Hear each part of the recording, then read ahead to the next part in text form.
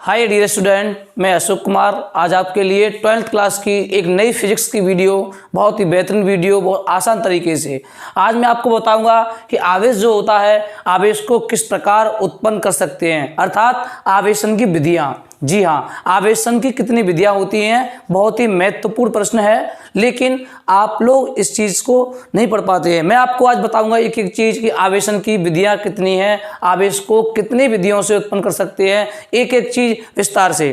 चलिए चलते हैं। आवेशन की विधियां, टेंशन न लें, एक एक चीज क्लियर होगी। तो आवेशन की 3 विधियां होती हैं, तीनों के नाम लिखूंगा मैं। नंबर 1 जो पहली विधि है आवेशन की, वो है घर्षण द्वारा। घर्षण द्वारा। दूसरी विधि होती है चालन द्वारा। तीसरी विधि की बात करें प्रेरण द्वारा। प्रेरण द्वारा। ये आवेशन की 3 विधियां होती हैं, फ्रैक्शन के द्वारा, नंबर 2 कंडक्शन के द्वारा, नंबर 3 इंडक्शन के द्वारा। 3 विधियां होती हैं, तीनों के द्वारा हम किसी वस्तु में आवेश को उत्पन्न कर सकते हैं। कैसे? पहली बात करें हम घर्षण की। सबसे पहले महत्वपूर्ण बात, घर्षण क्या होता है? तो जैसा कि हम सब जानते हैं कि जब 2 वस्तुओं को आपस में रगड़ते हैं, मैंने आपको आवेश की डेफिनेशन कराई थी, अब फिर दोबारा समझिए। जब 2 वस्तुओं को आपस में रगड़ते हैं तो वह वस्तुएं आवेशित हो जाती हैं। पहली विधि जब बात करते हैं घर्षण द्वारा, तो इसमें क्या होता है, इस विधि में जब 2 वस्तुओं को, आराम से समझिए, जब 2 वस्तुओं को आपस में रगड़ा जाता है, फिर दोबारा अगेन, जब 2 वस्तुओं को आपस में रगड़ा जाता है तो वे दोनों वस्तुओं पर आवेश उत्पन्न हो जाता है, जिसे बोलते हैं घर्षण विधि द्वारा उन वस्तुओं पर आवेश उत्पन्न हुआ है। वास्तव में 2 वस्तुओं को रगड़ने के बाद में जो आवेश उत्पन्न हो रहा है उसे बोलेंगे वो आवेश की कौन सी विधि होगी? घर्षण विधि, घर्षण के द्वारा। बात करते हैं चालन विधि की। चालन के द्वारा कैसे उत्पन्न करते हैं? बिल्कुल, हमारे पास 2 वस्तुएं हैं। 2 वस्तुएं, एक वस्तु आवेशित है, एक निरावेशित है। आवेशित कहते हैं जिसमें चार्ज है, एक डिस्चार्ज वस्तु है। यहां बात कर लेते हैं 2 वस्तु की। एक वस्तु ये हो गई, एक वस्तु ये हो गई। ये चार्ज वस्तु, ये चार्ज है, ये वस्तु डिस्चार्ज है। डिस्चार्ज वस्तु है। अब चालन की बात होती है चलना, कंडक्शन। जब इस वस्तु को, चार्ज वाली वस्तु को डिस्चार्ज वाली वस्तु से स्पर्श करा दें, टच करा दें, स्पर्श कराने के बाद में इसका जो आवेश है दूसरी वस्तु पर चला जाता है, जिसको बोलते हैं कि चालन विधि द्वारा दूसरी वस्तु आवेशित हो गई है। जी हाँ, बिल्कुल। अगर चार्ज वाली वस्तु को डिस्चार्ज वाली वस्तु से, इस पर ये वस्तु आवेशित है, ये निरावेशित वस्तु है। जब चार्ज वाली वस्तु को डिस्चार्ज वाली वस्तु से स्पर्श करा दें, यानी उसे टच करा दें, तो जो डिस्चार्ज वाली वस्तु है उस वस्तु पर भी चार्ज वाली वस्तु से कुछ ना कुछ आवेश अवश्य आ जाएगा। तो ये चालन विधि होती है। 2 वस्तुओं को टच कराने के बाद में, स्पर्श कराने के बाद में जो दूसरी वस्तु में आवेश आ जाता है उसे बोलते हैं चालन विधि। अब बात करते हैं इंडक्शन के द्वारा, प्रेरण के द्वारा। इंपॉर्टेंट है, सबसे मोस्ट और अच्छी है, ये आपको समझ में आएगी। प्रेरण के द्वारा इसका अर्थ होता है कि अगर हम चार्ज वाली वस्तु को डिस्चार्ज वाली वस्तु के स्पर्श करे किए बिना उसके निकट ले जाते हैं, तो दूसरी वस्तु है, अगर वो आवेशित हो रही है, दूसरी निरावेशित वस्तु आवेशित हो रही है, तो हम कहेंगे कि ये प्रेरण विधि द्वारा आवेशित हुई है, इंडक्शन विधि द्वारा आवेशित हो गई है। एक एग्जांपल बताऊंगा मैं आपको। जैसे मेरे पास एक वस्तु है, ये, इस पर धन आवेश है, धन आवेश, ये आवेशित वस्तु है मेरे पास। जी, मेरे पास इस पर चार्ज है, पॉजिटिव चार्ज है, धनावेश है। अगर मैं इस आवेशित वस्तु को किसी अनावेशित वस्तु के निकट ले जाऊं, अनावेशित वस्तु है, ये आवेशित वस्तु हो गई जिस पर धनावेश है, और ये अनावेशित वस्तु है, ये निरावेशित वस्तु बोलते हैं जिस पर कोई भी चार्ज किसी प्रकार का नहीं है। अगर हम आवेशित वस्तु को निरावेशित वस्तु के निकट ले जाते हैं, उसके स्पर्श करने से पहले ही ये वस्तु है, इस पर आवेश आ जाएगा। आवेश कैसा आता है वो देखिए, ये धनावेशित वस्तु है, अभी ये दोनों दूर दूर रखी हैं, इस पर कोई चार्ज नहीं है, नो चार्ज बोलेंगे, कोई चार्ज नहीं इसके ऊपर। तो अगर हम इससे थोड़ा सा आगे और ले जाते हैं तो जो निरावेशित वस्तु है, इस वस्तु पर विपरीत प्रकार का आवेश उत्पन्न हो जाता है। जी हाँ, बिल्कुल उत्पन्न होता है। जो वस्तु अनावेशित वस्तु है उसकी एक तरफ ऋणावेश आ जाएगा, दूसरी तरफ धनावेश उत्पन्न हो जाएगा, जिसे बोलते हैं कि प्रेरण विधि द्वारा आवेश उत्पन्न हुआ है। स्पर्श करने से पहले जो आवेश उत्पन्न हुआ है उसे बोलेंगे कि यह आवेश प्रेरण विधि द्वारा उत्पन्न, इंडक्शन द्वारा उत्पन्न हुआ है। बात करते हैं चालन का, एग्जाम्पल बताऊं चालन विधि का। जैसे अगर हम कांच के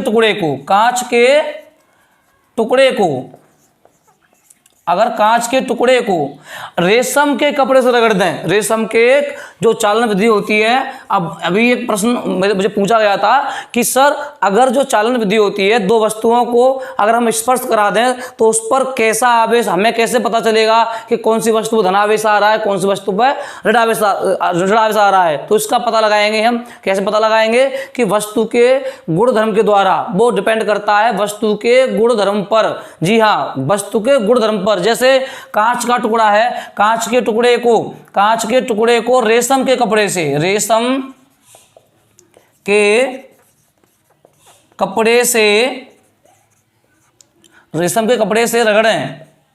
रगड़ दें तो क्या होगा कि जो कांच का टुकड़ा होगा, रिजल्ट हमें प्राप्त होगा। नंबर 1, कांच के टुकड़े पर ये धनावेश प्राप्त होगा, और जो रेशम है, रेशम के कपड़े पर ऋणावेश उत्पन्न हो जाएगा। बिल्कुल, ये हमें ध्यान रखना है। चालन विधि में क्या होता है कि जो आवेश उत्पन्न होता है धन का, वो पदार्थ के गुणधर्म पर डिपेंड करता है कि कांच को रेशम से रगड़ें तो कांच के टुकड़े पर धनावेश आता है और रेशम के कपड़े पर ऋणावेश आता है। इंडक्शन विधि में क्या होता है, इसमें अगर हम आवेशित वस्तु को किसी निरावेशित वस्तु निकट ले जाते हैं तो जो निरावेशित वस्तु होती है नो चार्ज वाली, उस पर दोनों प्रकार का आवेश उत्पन्न हो जाता है, धन और ऋणावेश का।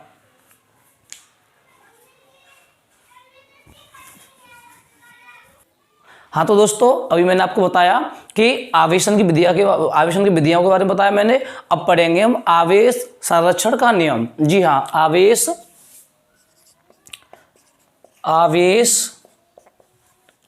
संरक्षण का नियम। एक आपने इससे पहले पढ़ा होगा आपने कि ऊर्जा संरक्षण का नियम क्या होता है कि ऊर्जा को ना तो उत्पन्न कर सकते हैं ना ऊर्जा को नष्ट कर सकते हैं। ऊर्जा को केवल एक रूप से दूसरे रूप में हम चेंज कर सकते हैं। इसी प्रकार आवेश संरक्षण का नियम है एक। जी हाँ, आवेश संरक्षण का नियम क्या कहता है कि आवेश को ना तो उत्पन्न किया जा सकता है ना ही नष्ट कर सकते हैं। जी, आवेश को ना तो उत्पन्न कर सकते हैं और ना आवेश को नष्ट कर सकते हैं। इसे केवल एक वस्तु से दूसरी वस्तु में स्थानांतरित कर सकते हैं। आवेश को केवल एक वस्तु से दूसरी वस्तु में स्थानांतरित कर सकते हैं। यही होता है आवेश संरक्षण का नियम होता है। एक आवेश जो होता है एक प्रकार की ऊर्जा होती है। आवेश एक प्रकार की ऊर्जा होती है, इसीलिए इसका नियम जो है ऊर्जा से रिलेटिव नियम है इसका। मैं लिखूंगा बोर्ड पे, आप लोग नोट करते रहें। इस नियम के अनुसार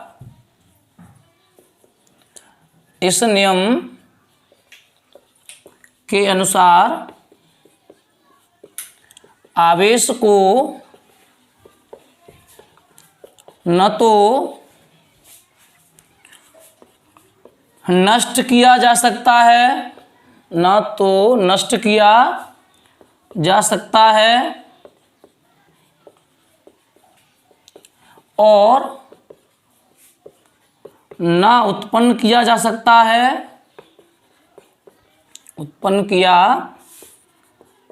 सकता है,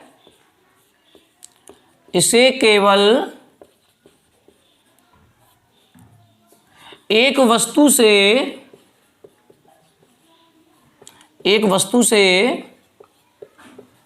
दूसरी वस्तु में स्थानांतरित कर सकते हैं। स्थानांतरित किया जा सकता है, किया जा सकता है। यही आवेश संरक्षण का नियम होता है। एक बार से चेक कर लेते हैं क्योंकि लिखने में गलती हो सकती है। इस नियम के अनुसार आवेश को न तो नष्ट किया जा सकता है और ना उत्पन्न किया जा सकता है। टेंशन ना लें, अगर उत्पन्न को पहले लिख दें, नष्ट को बाद में लिख दें, तब भी कोई दिक्कत नहीं, वो भी ठीक है। नष्ट किया जा सकता है और ना उत्पन्न किया जा सकता है। इसे केवल एक वस्तु से दूसरी वस्तु में स्थानांतरित या ट्रांसमिशन कर सकते हैं। ये आवेश संरक्षण का नियम होता है। इंपॉर्टेंट नियम है ये भी, मोस्ट इंपॉर्टेंट। अब बात करेंगे हम वैद्युत क्षेत्र की। वैद्युत क्षेत्र क्या होता है, वैद्युत क्षेत्र की बात करेंगे। चलिए ये वैद्युत क्षेत्र के बारे में पढ़ेंगे। वैद्युत क्षेत्र क्या है, तो सबसे पहले इसको इंग्लिश में बोला जाता है इलेक्ट्रिक फील्ड। जी, वैद्युत क्षेत्र को क्या बोलते हैं इंग्लिश में? वैद्युत क्षेत्र को बोला जाता है इलेक्ट्रिक फील्ड। इलेक्ट्रिक फील्ड, जैसा मैंने आपको पिछली वीडियो में बताया था कि मैं आपका ज़्यादा टाइम खराब नहीं करूंगा। ज़्यादा टाइम खराब करने से आपका भी टाइम वेस्ट होगा, मेरा टाइम वेस्ट होगा। इतना टाइम नहीं है अपने पास कि अपने कोर्स को पूरे कवर कर सकें, इसलिए थोड़ा फास्ट चल रहा है कि वैद्युत क्षेत्र में से होता है फील्ड। जी, क्षेत्र में से फील्ड होता है। हम लोगों ने 3 क्षेत्र पढ़े हैं, हम 3 क्षेत्र के बारे में पढ़ते हैं। जैसे कि एक होता है वैद्युत क्षेत्र, एक होता है चुंबकीय क्षेत्र, एक होता है गुरुत्वीय क्षेत्र। एक सीधी भाषा में बोले तो हर जैसे गांव में प्रधान होता है, प्रधान, उस ग्राम प्रधान का एक क्षेत्र, एक जगह होती है, एक एरिया होता है उसका, कि तुम 2 गांव के प्रधान हो, कि तुम 3 गांव के प्रधान हो, कि तुम 4 गांव के प्रधान हो। ऐसा नहीं होता है कि प्रधान बन गया है, 1 गांव का 2 गांव का है और पूरे वो यूपी में राज्य करे, ऐसा कभी नहीं होता है। जो ग्राम प्रधान होता है या कोई जिला प्रधान होता है, जो जिला पंचायत होता है या क्षेत्र पंचायत होता है, सबका एक एरिया बटा होता है, एक जगह होती है, तो उसको उन्हीं का क्षेत्र, उनके क्षेत्र में काम करा सकते हैं, कार्य होता है। अब बात करते हैं वैद्युत क्षेत्र की, चुंबकीय क्षेत्र की, गुरुत्वीय क्षेत्र की। वैद्युत क्षेत्र से पहले समझेंगे गुरुत्वीय क्षेत्र। हमारा जो पृथ्वी होता है, पृथ्वी का भी एक क्षेत्र होता है, क्योंकि मैं अभी इस पेन को फेंकूं ऊपर की ओर तो ये कहाँ जाएगा? ऊपर जाएगा, लेकिन कुछ समय के बाद में ये पृथ्वी पर लौट के आएगा, क्योंकि पृथ्वी का क्षेत्र है। पृथ्वी के क्षेत्र से कहाँ जाएगा? पृथ्वी से अपने क्षेत्र में वापस खींच लेगा। तो ये पृथ्वी का क्षेत्र होता है, वो गुरुत्वीय क्षेत्र होता है। डीपली नहीं बता रहा हूँ मैं आपको, केवल शॉर्ट में बता रहा हूँ मैं आपको। दूसरा होता है चुंबकीय क्षेत्र। चुंबक के चारों ओर का क्षेत्र जो होता है वो चुंबकीय क्षेत्र होता है। वैद्युत क्षेत्र की बात करते हैं। वैद्युत क्षेत्र क्या होता है? किसी भी आवेशित कण, जैसे कोई चार्ज, कोई आवेशित कण रखूंगा मैं यहां, देखिए ये कोई आवेशित कण है जिस पर धनावेश है, ये कोई कण है। जी, कण, किसी भी आवेशित कण के चारों ओर का वह क्षेत्र जिसमें कोई अन्य कण, अगर कोई इसमें अन्य कण कोई आ जाता है, तो उस कण पर एक बल लग जाता है, एक बल आरोपित हो जाता है। जैसे कि मान लीजिए यहाँ एक शेर बैठा है, शेर बैठा है, ये शेर की गुफा है, क्षेत्र है शेर का भी, जंगल में शेर का क्षेत्र होता है, ये शेर का एक क्षेत्र है। अगर शेर के क्षेत्र में अगर कोई हिरन उसकी गुफा में जाकर के और दादागिरी दिखाए, तो शेर उस पर तुरंत हमला करेगा। उसका क्षेत्र है, उसके क्षेत्र में आएगा, बल लगाएगा, या तो हिरन भाग जाएगा वहां से, या फिर हिरन को वो खा जाएगा। 2 काम शिकार कर लेगा उसका शेर। तो यही होता है, एक प्रकार का जो कण है, ये आवेशित कण है, इसके चारों ओर का क्षेत्र है, एरिया है। इसमें अगर कोई अन्य कण आने की कोशिश करेगा तो इस कण पर जो चार्ज कण है, आवेशित कण है, वो बल लगा देगा, या तो इसे अपनी ओर खींच लेगा। जैसे शेर हिरन को अपनी या तो खा जाएगा या फिर हिरन वहां से भाग जाएगा। तो इसी प्रकार जो कण है, आवेशित कण है, इसके चारों ओर के क्षेत्र में कोई अगर अन्य कण आने की कोशिश करेगा तो या तो ये इस कण को अपनी ओर खींच लेगा। ये कौन से बल से? आकर्षण बल के द्वारा। बताया था मैंने पहले कि 2 बल होते हैं आवेशों के बीच में, या तो बल लगेगा आकर्षण या बल लगता है प्रतिकर्षण। अगर ये कण इसे अपनी ओर अट्रैक्टिव कर रहा है, खींच रहा है, तो कहेंगे इसे आकर्षित कर लिया है। इस पर धनावेश है तो इसी ऋणावेशित कण होगा ये, जब इसे अपनी ओर खींच लिया है। अगर ये कण नीचे की ओर विस्थापित हो गया है, प्रतिकर्षित हो गया है, तो हम कहेंगे कि इस पर भी इसी प्रकृति का आवेश होगा। तो वैद्युत क्षेत्र की परिभाषा लिखिए मेरे साथ में। किसी आवेशित कण के चारों ओर का वह क्षेत्र जिसमें कोई अन्य कण एक बल का अनुभव करे वैद्युत क्षेत्र कहलाता है। वैद्युत क्षेत्र कहलाता है। और वैद्युत क्षेत्र को कैपिटल ई से व्यक्त करते हैं। वैद्युत क्षेत्र में आगे बताऊंगा अभी कि वैद्युत क्षेत्र को कैपिटल ई से व्यक्त करते हैं। इसका मात्रा न्यूटन प्रति कूलाम होता है। सारी चीज एक चीज बताऊंगा मैं आपको, आप लोग इसका जब तक स्क्रीनशॉट ले लीजिए।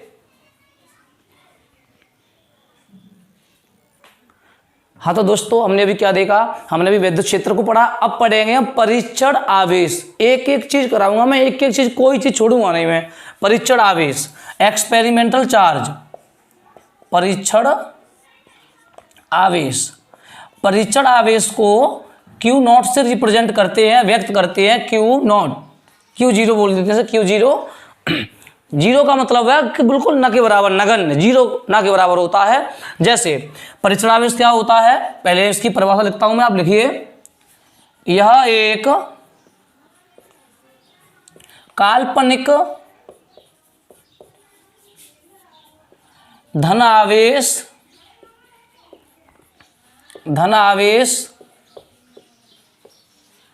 होता है जिस पर परीक्षण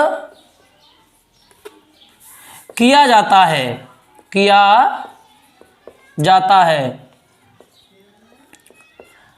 परीक्षण किया जाता है। मैं तुम्हें एक चीज बताऊंगा कि जो परीक्षण आवेश होता है वो सदैव धनात्मक होता है। परीक्षण आवेश कभी भी माइनस का नहीं होगा, हमेशा धनात्मक होता है। दूसरा काल्पनिक आवेश होता है, कल्पित आवेश होता है, जिसकी हम कल्पना करते हैं।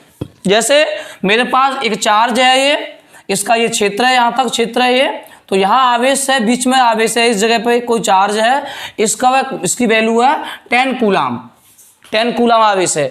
जैसे हम बाहर की ओर जाते जाएंगे, आवेश की वैल्यू कम होगी, 9 कूलाम, फिर 5 कूलाम। लास्ट में जो सबसे लास्ट में जो आवेश बचेगा, शेष आवेश, लास्ट में जो आवेश बचता है, उसे बोलते हैं परीक्षण आवेश। जैसे एक और एग्जांपल बताऊं मैं आपको सीधी भाषा में। यहाँ मैंने एक बिंदु लिया, इस बिंदु पर क्यू आवेश रख दिया, क्यू आवेश, तो यहाँ कोई आवेश नहीं है, लेकिन हम यहाँ कल्पना तो कर सकते हैं। मेरे हाथ में 5 अंगूठी हैं, 5 अंगूठी हाथ में, अरे एक भी अंगूठी नहीं है। कल्पना करने में किसी का कुछ नहीं जाता, कल्पना कर सकते हैं हम कि मेरे हाथ में 5 अंगूठी हैं। कल्पना कर लेते हैं। मैथ वाले गुरुजी होते हैं, कहते हैं माना मीनार की ऊंचाई h है, माना खंबे की ऊंचाई x है, माना आधार y है, तो हमने मान लिया है कि माना यहाँ पर आवेश Q0 है। अरे मानने को कुछ नहीं जाता, मान सकते हैं Q नॉट। जो Q नॉट आवेश होता है वो परीक्षण आवेश होता है, कल्पित आवेश होता है, जिसकी हम कल्पना करते हैं, बिल्कुल कल्पना करते हैं इसकी हम। तो इसे Q नॉट से व्यक्त करते हैं। यह आपका होता है काल्पनिक आवेश। काल्पनिक आवेश एक धनावेश होता है जिस पर परीक्षण किया जाता है। बिल्कुल ज़्यादा कुछ नहीं करना है, केवल परीक्षण करना होता है इस पर, और ये पॉजिटिव होता है। हमें केवल 2 बात याद रखनी है, एक तो काल्पनिक आवेश होता है, दूसरा ये धन का होता है। काल्पनिक आवेश और धन का होता है, वही परीक्षण आवेश होता है। बात करते हैं वैद्युत क्षेत्र की तीव्रता, इंटेंसिटी ऑफ इलेक्ट्रिक करंट। वैद्युत क्षेत्र की इंपॉर्टेंट, मोस्ट इंपॉर्टेंट हेडिंग है ये। वैद्युत क्षेत्र की तीव्रता, इंटेंसिटी ऑफ इलेक्ट्रिक करंट, लिख सकते हो इंटेंसिटी ऑफ इलेक्ट्रिक करंट। वैद्युत क्षेत्र की तीव्रता को व्यक्त करते हैं कैपिटल ई से, कैपिटल ई। वैद्युत क्षेत्र की तीव्रता को कैपिटल ई से व्यक्त किया जाता है। जैसे आवेश को Q से व्यक्त करते हैं, बल को F से करते हैं, इसी प्रकार वैद्युत क्षेत्र की तीव्रता को हम कैपिटल ई से रिप्रेजेंट करते हैं। पहले लिखेंगे परिभाषा, फिर मैं आपको एक एक चीज, इसके पूरा इतिहास बताऊंगा इसका मैं, वैद्युत क्षेत्र की तीव्रता का। एकांक परीक्षण आवेश पर लगने वाले वैद्युत बल को वैद्युत क्षेत्र की तीव्रता कहते हैं, वैद्युत क्षेत्र की तीव्रता कहते हैं। हो गया खत्म। मैंने आपको सबसे पहली वीडियो में बताया था मेरी जो परिभाषा होंगी एकदम शॉर्ट में, बहुत ही सीधी सरल भाषा में होंगी। तो यह बात करते हैं हम वैद्युत क्षेत्र की तीव्रता की। एकांक परीक्षण आवेश पर लगने वाले वैद्युत बल को वैद्युत क्षेत्र की तीव्रता कहते हैं। इसे कैपिटल ई से व्यक्त करते हैं, कैपिटल ई से व्यक्त करते हैं।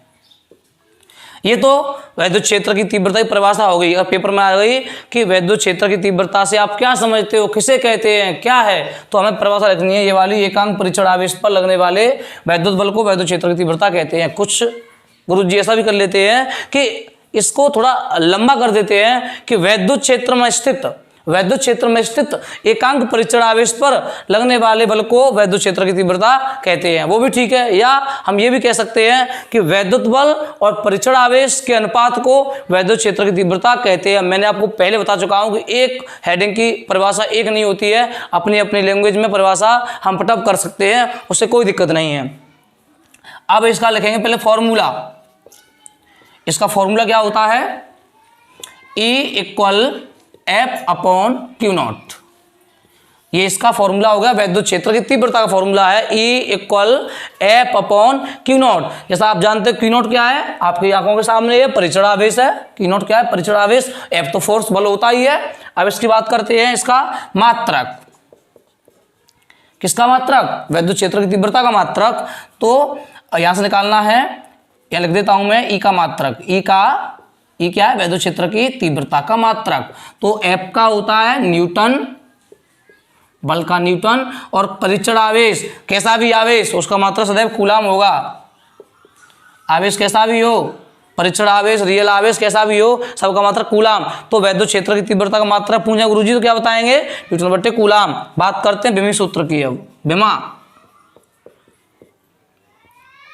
अब यहां से बात करेंगे, ये डबल लग गया, कोई दिक्कत नहीं है, आप ध्यान रखना है इसका। विमा की बात करें तो यहाँ विमा न्यूटन बल की विमा होती है MLT-2। एक चीज बताऊं मैं आपको, आप लोगों ने 11th क्लास में पढ़ा होगा, तो विमी सूत्र होते हैं उन्हें सदैव कैपिटल अक्षरों से व्यक्त किया जाता है और बड़े कोष्ठक में लिखते हैं उन्हें। जी हाँ, तो बल का विमी सूत्र MLT-2 और आवेश का होता है AT। आवेश का होता है, अभी मैंने विभाग नंबर 2 में मैंने बताया था आवेश के बारे में, उसका मात्रक बताया था मैंने, विमा बताई थी। AT विमा होती है। इसे सॉल्व कर लें। MLT-2, अगर T को ऊपर ले जाएंगे तो घात 1 माइनस की पहुंचेगी, तो T-3 और A ऊपर जाके -1, A-1। ये आपका विमी सूत्र तैयार है। बात करते हैं राशि कैसी है वैद्युत क्षेत्र की तीव्रता। भैया सदिश राशि है ये, वेक्टर राशि। कैसी राशि है? वेक्टर राशि, सदिश राशि। अब गुरुजी ने पूछ लिया कि अगर राशि सदिश है तो इसकी दिशा बता दीजिए, दिशा कहाँ होगी? अगर तुम्हारे सामने कोई भी भौतिक राशि अदिश है तो उसमें केवल परिमाण होगा, आंकिक मान होगा, मात्रक होगा, दिशा नहीं होगी। अगर राशि सदिश है, सदिश राशि में परिमाण भी होगा, अर्थात संख्या होगी, मात्रक होगा, और दिशा आपसे आनी चाहिए। बिना दिशा के आप सदिश राशि को कैसे बताओगे? नहीं बता सकते हो। तो दिशा क्या होगी इसकी दिशा सदैव धन आवेश से ऋण आवेश की ओर होती है, ऋण आवेश की ओर होती है। अभी आपने देखा कि वैद्युत क्षेत्र की तीव्रता की दिशा कहाँ होती है? इसकी दिशा धन आवेश से ऋण आवेश की ओर होती है। जैसे मेरे दो हाथ, एक ये वाला हाथ, एक ये वाला हाथ, ये हाथ धन का ही ऋण का है, तो हम बात करें कि इसके बीच में वैद्युत क्षेत्र की तीव्रता की डायरेक्शन क्या होगी? तो धन इस वाले हाथ से ऐसे इस दिशा में होगी, धन से ऋण की ओर। एक चीज बताऊं मैं आपको, थोड़ा सा ध्यान रखना, यहाँ देख सकते हो आप, नोट पॉइंट में कर सकते हैं। नंबर 1, अगर आवेश धनात्मक है तो वैद्युत क्षेत्र की तीव्रता की डायरेक्शन बाहर की ओर होती है। ऐसे मैं बताऊंगा। नंबर 1 में ये आवेश धनात्मक है तो वैद्युत क्षेत्र की तीव्रता की डायरेक्शन ये होगी बाहर की ओर, ऐसे ऐसे ऐसे ऐसे। और भैया देख रहे हैं सर ने 1 लगा दिया वेक्टर, 3 को छोड़ दिया। ऐसा कुछ नहीं है। अगर राशि एक राशि पे वेक्टर लगा दिया है, ये ई, ये भी ई, ये भी ई और ये भी, तो ये क्या है, वैद्युत क्षेत्र की तीव्रता। यहाँ वेक्टर लगा दिया, नहीं लगा तो अन्याय कहेंगे, इसे अन्याय हो गया। ये तो बहुत बड़ा अन्याय हो गया। तो हम सब पे वेक्टर लगाएंगे क्योंकि वेक्टर राशि है, और जो राशियां सदिश होती हैं उन पर हम वेक्टर का यूज अवश्य करते हैं। अगर धन का आवेश है, विशेष मजाक में मन लो, हल्के मन लो, अगर धन का आवेश है, धन आवेश से वैद्युत क्षेत्र की तीव्रता हमेशा बाहर भागती है। बहुत डर लगता है वैद्युत क्षेत्र तीव्रता को पॉजिटिव चार्ज से, बाहर भागती है। अगर कमजोर आवेश है, कमजोर बोले तो माइनस का आवेश है, ऋण आवेश है। अब ऋण कमजोर व्यक्ति पर हर कोई अपना हमला करता है, सब जानते हैं। जो व्यक्ति कमजोर होते हैं, अगर भैया दादा व्यक्ति होते हैं, वो भैया कमजोर व्यक्ति तुरंत अटैक कर लेते, दबा देंगे उसे, घर में घुस जाएंगे, पीछे पीटा है, घर में उसे पीट देते हैं। तो या क्या करते हैं, इस प्रकार से डायरेक्शन वैद्युत क्षेत्र की तीव्रता की कहाँ होगी भैया, अंदर की ओर होगी, बिल्कुल। ये ई वेक्टर ई और वेक्टर ई। तो अगर आवेश धन का है तो वैद्युत क्षेत्र की तीव्रता की दिशा धनावेश से बाहर, तगड़ा है ये, तगड़ा जानते, तगड़ा आवेश, धन आवेश बहुत बड़ा आवेश है, दिशा बाहर की ओर, और ये भैया कमजोर है, तो वैद्युत क्षेत्र की तीव्रता अंदर की ओर। ठीक है, आप इसका आराम से स्क्रीनशॉट लीजिए, बाकी मिलते हैं अगली वीडियो में। थैंक यू, धन्यवाद।